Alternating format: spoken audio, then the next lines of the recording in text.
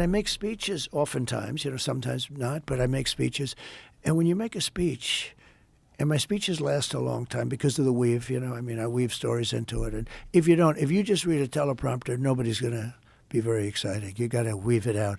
So but you always have to, as you say, you always have to get right back to it. Yeah. Otherwise, it's no good. But the weave is very, very important. Very few weavers around, but it's a big strain on your. It's a lot of work. It's a lot of work. You got to be careful with the voice. You can lose that voice. The voice wasn't designed. I said today, so I made a big one last night. I was in Las Vegas. A big one the night before in Arizona. Big one. I mean, they're all big. There's never been anything like it in terms of crowd. Never been close. Never been close. They say, he talks about crowd says, it's very interesting.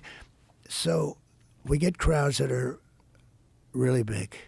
And I say, I've never had a story, because I don't get good press. I don't think I've had a good story in years. I really don't. I swear, I don't think you were talking about it a little bit with Oprah. Everybody loved me. I don't think, I became president of the United States. I did great the second time. I did much better.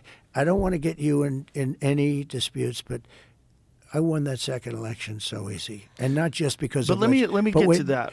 I want to talk to you about that. But here's the thing. I did that. And now I've gotten the nomination again. And don't forget, to get these nominations, you go against very smart people. Ron DeSantis was hot. Had to go through him. Nikki Haley was hot. Had to go through her.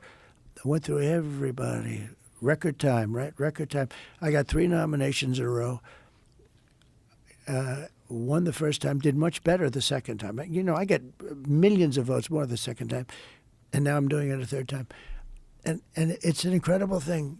I never get a good story. I only get bad press.